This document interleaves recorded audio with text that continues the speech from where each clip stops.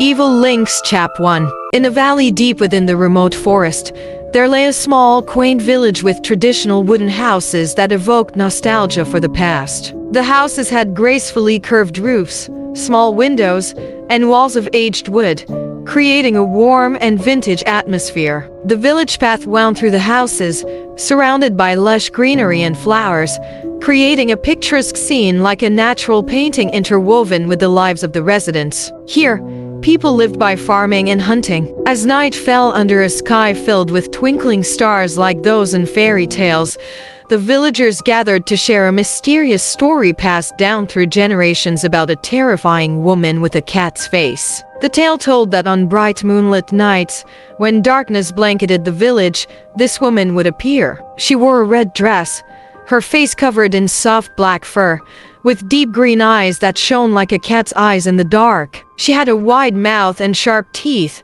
like a cat ready to pounce on its prey. Some believed she sought lost children, caught up in the excitement of nighttime play, with the sinister intent of luring them into the forest and eating them. Whenever the woman appeared, the villagers became anxious and fearful. Parents warned their children to stay away from the forest shadows and not to play outside at night. Gradually, no one in the village went out after PM. However, in this village, there was a family that lived in isolation, indifferent to the ghostly rumors. This family of 3 lived in a cramped old house on the village's edge. They had a daughter named Lynn, a brave and mischievous girl always seeking the truth behind the village's mysteries. One night, when the moon was high, bathing everything in its light, Lynn decided to explore an abandoned house on the village's outskirts. According to rumors, it once housed a mysterious family that had vanished under strange circumstances. Lynn felt a mix of excitement and fear, but her curiosity overcame any fear, and she resolved to uncover the truth. Lynn sneaked out of her house, followed the path, and arrived at her destination. As she entered the old house, she discovered strange things. Ancient paintings of bizarre shapes hung on the walls, and incomprehensible symbols were drawn on the floor. On the table were old books covered in dust. But most peculiar was a cat deity statue on the altar, unlike any worshipped by the villagers, with a cat's head but a human body. How strange, Lynn thought, trembling. Meow! Suddenly, the wail of a cat echoed from upstairs. Lynn's heart raced, but curiosity compelled her to proceed. She opened the door to the upper room, and a terrifying sight greeted her. A jet-black cat with sharp, cold eyes that seemed to want to tear her soul apart. "Don't be afraid, Lynn," an unfamiliar voice spoke from a corner of the room. "It won't harm you." Startled, Lynn turned to see an old woman emerging from the shadows, her gaunt face illuminated by a flickering candlelight. The woman stepped forward with a friendly smile. Surprised that the woman knew her name, Lynn asked, "Who are you? How do you know my name?" "I'm Mrs. Chau, and this is my cat, Mun," the woman said, her mesmerizing eyes gazing into Lynn's. "I've lived in the village for a long time. I rarely go out, but I know your family. Your house is at the end of the village road, isn't it?" Lynn sighed with relief. "Yes, that's right."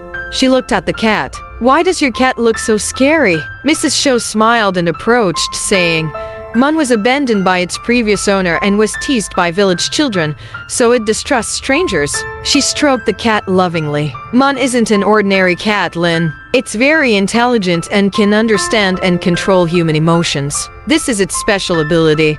Lynn didn't fully understand but felt a strange attraction to Mrs. Chau and Mun. At that moment, the cry of a child calling for help echoed from the nearby forest. "Is anyone there? Help me, please?" Hearing the child's cry for help, Mrs. Chau and Lynn rushed toward the sound. They pushed through the dense branches into the forest. The deeper they went, the darker the forest became. The forest was now so silent that only the rustling leaves, the child's cries, and their footsteps could be heard. The moonlight filtering through the trees created shifting shadows on the ground, filling the air with an indescribable fear. The cries for help seemed to grow closer, and their hearts raced with anxiety. Finally, they reached a large cave where the cries were coming from. However, as they approached, the cries abruptly ceased, leaving only the forest's nighttime peace. Mrs. Chau and Lynn exchanged worried, skeptical glances. They knew something was wrong but couldn't ignore the cries for help.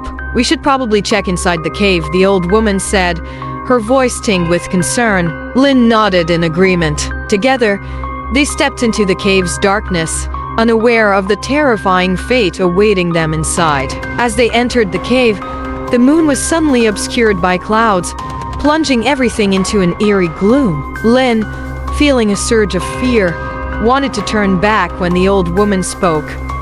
"We're here." The old woman lit a candle, illuminating the cave.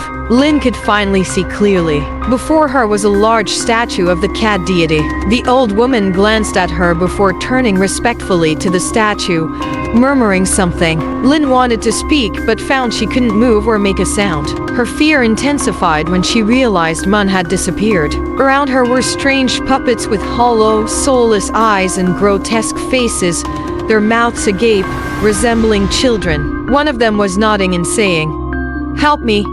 Help me!" A red dress? A cat? Children? Could this old woman be the terrifying cat-faced woman the villagers have been talking about? Lynn thought, trembling. As if to confirm Lynn's suspicion, the old woman now wore a red dress. Suddenly, a gust of wind blew, revealing the moon from behind the clouds. Its light shone directly on the cat deity statue. The old woman began to transform. Black fur sprouted on her face, and her eyes turned green. She howled, baring her sharp teeth as she turned to face Lynn. Lynn was terrified to see her face resembling that of the fearsome cat-faced woman. The woman's secret was now revealed. She wasn't an ordinary person but an evil witch who wanted to steal Lynn's soul and possess her body to maintain her youth. Lynn watched helplessly as the woman approached, unable to do anything. She realized she was standing in a circle with strange symbols. The cat-faced woman stood opposite her, chanting a spell. When she finished, Lynn suddenly closed her eyes and sank into darkness.